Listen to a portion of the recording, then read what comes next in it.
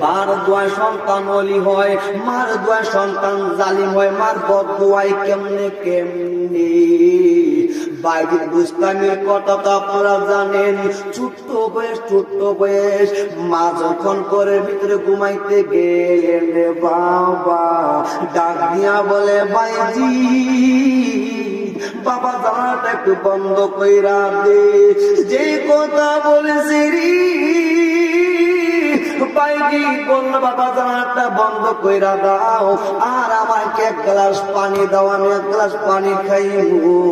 বাইজিদ বুস্তামি রহমতুল্লাহ আলাইহি ওই সময় ছোট্ট 10 থেকে 11 বছরের বালক, জি মার তুই কথা বললো। এইবার বাইজিদ বুস্তামি কি করবে, মাই কথা বলে যখন ঘুমায়া গেছি, যে মার তো ঘুমায়া গেল। ঘুমানোর পরে এবারে বাইরে বুস্তামি কোন জানালা লাগাইবো। এবারে ভাবতেছে আমার আম্মা বললো জানালা লাগানোর জন্য আমি যদি ডান সাইডের কপারটা লাগায়া দে, যদি বাম সাইডের বাতাসটা আমার মার কষ্ট হয়। এই চিন্তা ভাবনা কইরা এইবারে গেলেন কলসের মধ্যে হাত দিলেন, কলসের মধ্যে পানি নাই। আরে কত সামারা কান্দি টিপ করার বাপ নাই। সামারা কান্দি একটা পাশে একটা গান আছে, কথা বলুন ঠিক না বেটি? ওই সময় তো দ্বারের কাছে কল ছিল রে আমার আব্বা, শুধু ছিল জঙ্গল আর জঙ্গল। বাইজিদ বুস্তামি রাত্র প্রায় 12টার উপরে বাইজা গেছে। এবার ঘর থেকে এবার কলসটা কান্দের মধ্যে লইয়া জঙ্গলে জঙ্গলে রওনা হইয়া গেছি।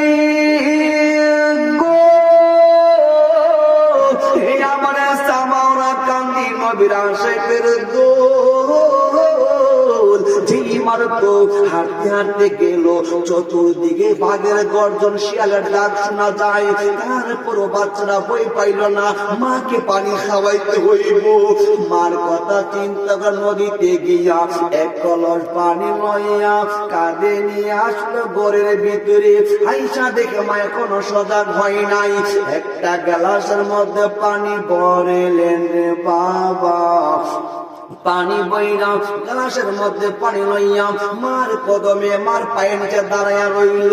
রাত্র যখন 1টা 2টা 3টা 4টা 5টা হইয়া গেল, মুয়াজ্জিন যখন বলল আসসালাতু খায়রুম মিনান নাউম,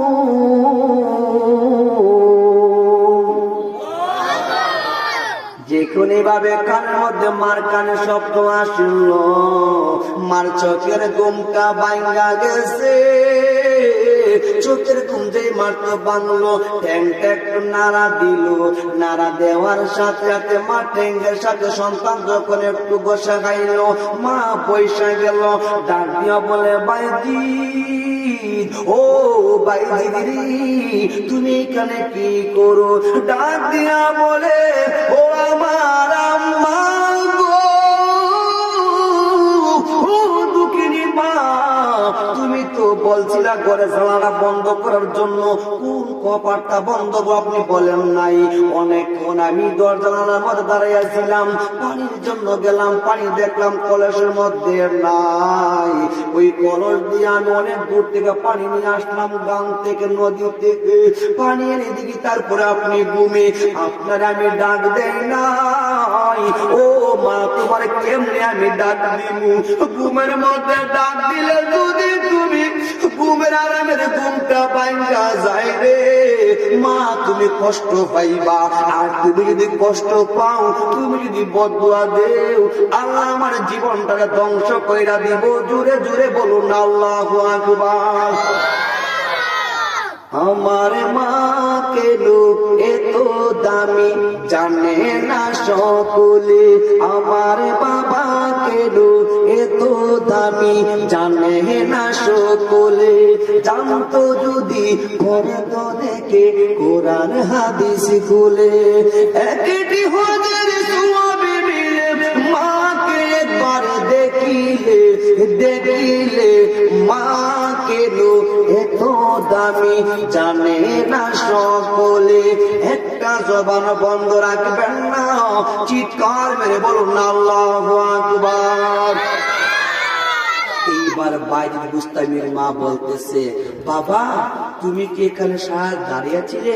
মা আমি তো ঘুমাই নাই, কারণ তুমি তো মা বলেছে পানি খাবে, এখন মা তুমি পানি খাওয়ার কথা বলে তুমি ঘুমাইয়া গেছো, এখন আমি কেমনে ঘুমাই? এই পানি নিয়ে তোমার পাশে আমি দাঁড়িয়ে রয়েছি, তুমি কখন ঘুম থেকে উঠবা, তোমাকে আমি পানি খাইনি। কন্যা সুবহানাল্লাহ। এইবার বাইরের মা চোখের পানি চাইরা দিছি। এবার আমি জানতে চাই আল্লাহর ডাক আল্লাহ শুনে কি শুনে না? শুনে কি শুনে না? আমার আল্লাহ বলতেছে বিসমিল্লাহির রহমানির রহিম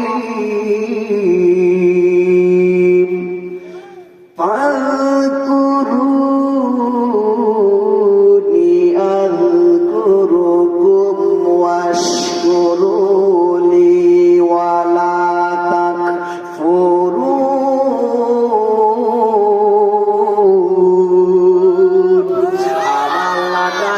বলে বান্দা তোমরা যদি আমি আল্লাহরে স্মরণ করো, আমি আল্লাহ তোমাদেরকে স্মরণ করি।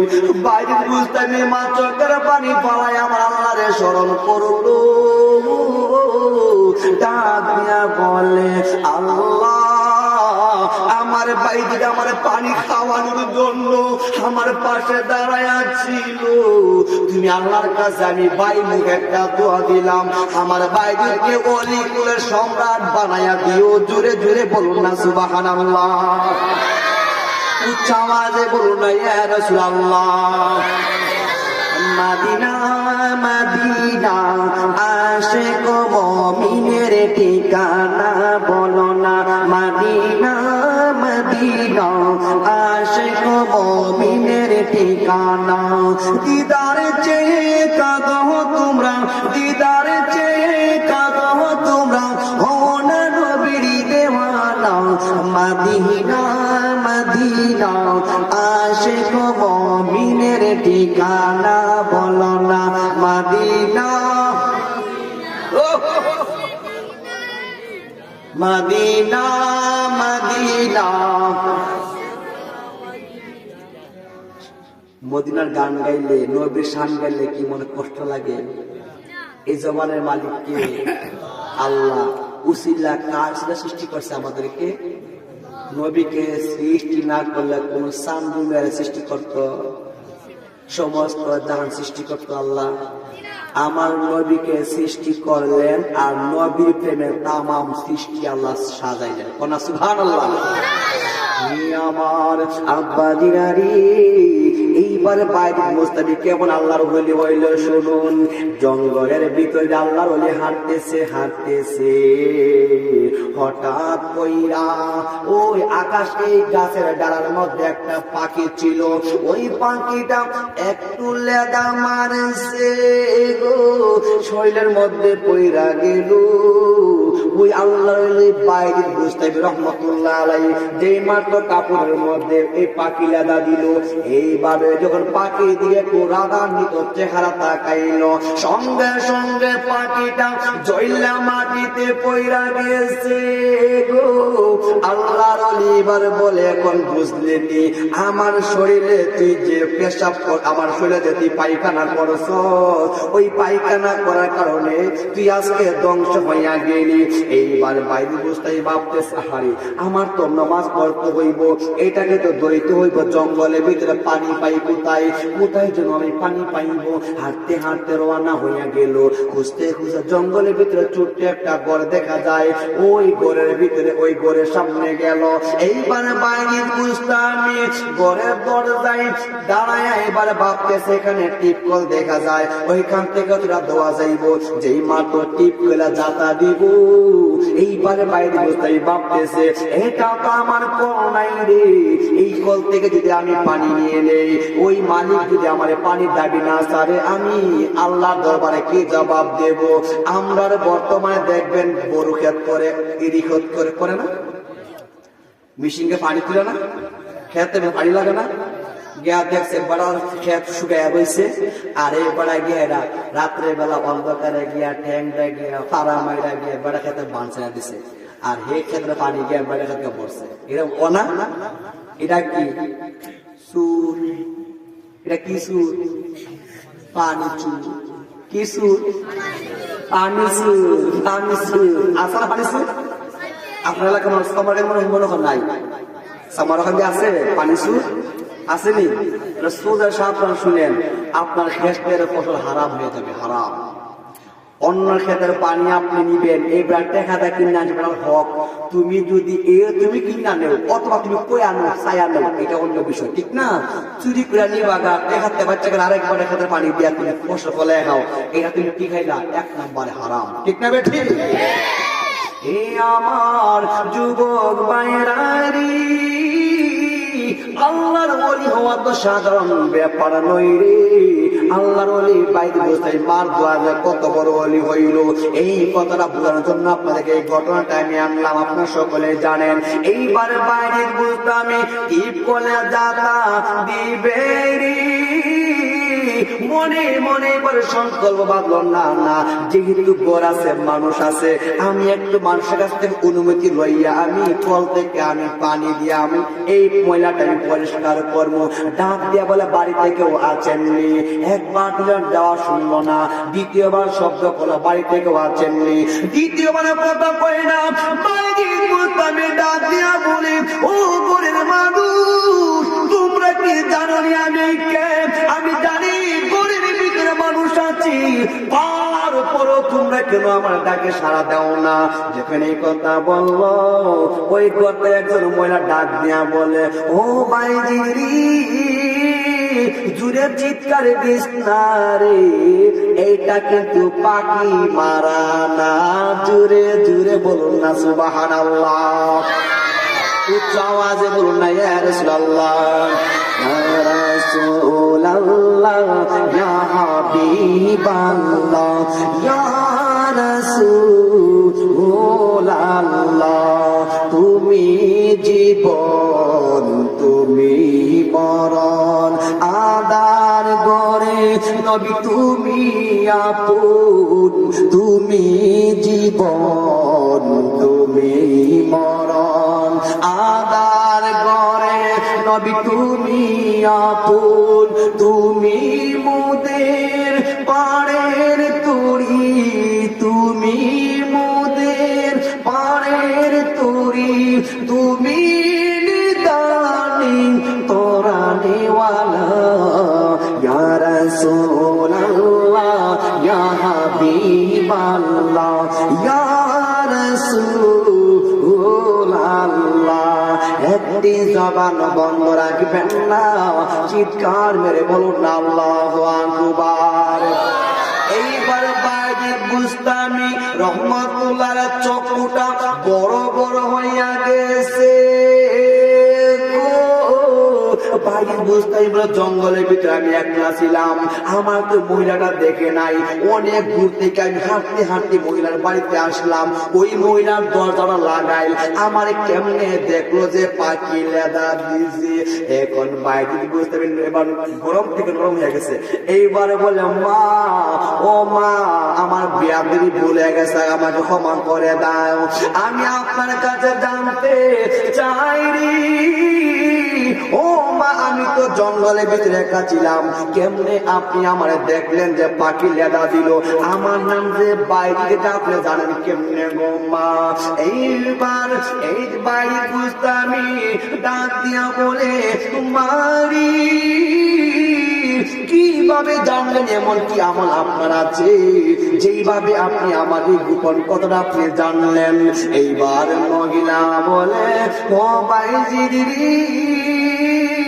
তোমার সাথে বেশি কথা বলার মতো সময় আমার কাছে নাই, তবে একটা কথা শোনো, একটা কথা শোনো, আমি এমন কোন বেশি আমল আমার নাই, আমার একটা আমল আছে, আমার ঘরে একটা অসুস্থ স্বামী আছে রে, ও আমার আম্মা গো, ও আমার সামারা কান্দির আমার আম্মা জানেরা, ও আমার বোনেরা, শুনেন শুনেন শুনেন, জান্নাত এত সহজ, আবার জান্নাত বড় কঠিন গোম্মা। স্বামী অসুস্থ, প্যারালাইসিস রোগী, বলে বাইজিদ আমার স্বামী হলো প্যারালাইসিস রোগী, আমার স্বামী বিছানার মধ্যে আগে বিছানার মধ্যে প্রস্রাব করে, আমার স্বামীর আমি পরিষ্কার করি, খেদমত করি। এখন বর্তমানে দেখবেন অনেক পুরুষে ঘরের মধ্যে বউতিয়া রাস্তার মধ্যে আরেকজনে বান্দিবে লাগে হেলো করে, ঠিক না? হ্যালো সুইটি, কেমন আছে? আমি খুব ভালো আছি, তবে তেমন বেশি ভালো নয়, আমার কিছু টাকা লাগবে। এটা কোনো ব্যাপার হলো? অথচ ঘরে খালি নাই, বাদেমার ঘরে খালি নাই, কিন্তু এই বাদেমার বয় কিন্তু মহেশ থাকে লবণ নাই, লবণ কাতে খেয়েছ নাই, ঠিক না? এই বাদেমাকে হেলো করে আসিম বাদেমা। আমার নবী যখন মেরাজ শরীফে গিয়েছিলেন, আমার নবী জাহান্নামের মধ্যে কিছু কাণ্ড দেখেছেন।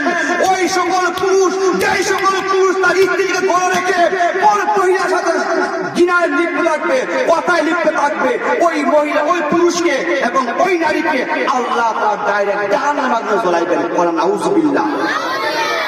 তোমার স্ত্রী তোমার কাছে নিয়ামত, তোমার স্ত্রী তুমি বলো না কাজকর্মে গেছেন, কাজ থেকে ফোন দেন না, হ্যালো কেমন আছে? বলে হ্যাঁ আমি ভালো আছি। কি কাজকর্ম করতেছো? তোমার স্ত্রীকে বলো, যতগুলা কথা তোমার স্ত্রীকে বলবে আল্লাহর কসম প্রত্যেকটা কথা তোমার মৃত্যু হয়ে যাইব। আর অন্য কোন মহিলার সাথে যদি পুরুষে, আরে ভাই ও ভাই দুটা চোখ আল্লাহ দিছে, যেন দাম চা খাইতে পারতো না, খাইবেন নাকি? এই চোখ দিছে আল্লাহ, আল্লাহ ইবাদত বন্দি করবার লাগে, আল্লাহ আপনার আমার হালাল ভাবে চলার জন্য দুটা চোখ দিছে। এই চোখ অনেক মানুষ আছে অন্ধ, আছে না? অন্ধ মানুষ আছে। ও যুবক ভাই, পায়ে হাত থেকে একটা কথা বলি, জীবনে যদি ভালো কিছু পেতে চাও, ভালো কিছু করতে চাও, নিজের চরিত্রটাকে ঠিক করে নাও। তোমার মতো কত যুবক অন্ধকারে মাটির নিচে শুয়ে রয়েছে, তোমার কি এই কবরে যেতে হবে না? তোমাকে এই কবরে যাইতে হবে। বাইরে পায়ে হাত থেকে একটা কথা বলি, জীবনের সব পাগলামি তুমি ছেড়ে দাও, ছেড়ে দিয়ে এবার নামাজ মুখী হয়ে যাও, মসজিদ মুখী হয়ে যাও। আমার আল্লাহ দেখবেন আপনার কাজে কর্মে নিয়তে আমার শান্তি দিয়া দিবে, ঠিক না বেঠিক? এইবারে বাইজিদের সাথে ওই মহিলা কথা বললে, ও বাইজিদ রে, আমার স্বামী বড় অসুস্থ রোগী, প্যারালাইসিস রোগী, শোয়াতে উঠতে পারে না। আমার স্বামী বিছানার মধ্যে প্রস্রাব পায়খানা করে, আবার নিজে হাতে পাক শাক করি। আর আমার স্বামীর পাশে আমি বৈশা সারাদিন কুরআন তেলাওয়াত করি, নামাজের টাইমে নামাজ পড়ি, ঘরের বাহিরে আমি হই না। কে যেন মাঝে মধ্যে আমার ঘরের মধ্যে কি জানে খানি দিয়া যায়। এইসব খানি দুনিয়ার কোনো খানি না গো, এত সুন্দর সুস্বাদু। ওই খানি গুলা খাইলে আমার ভিতরে একটা প্রশান্তি আসে। ও ভাই দিদি,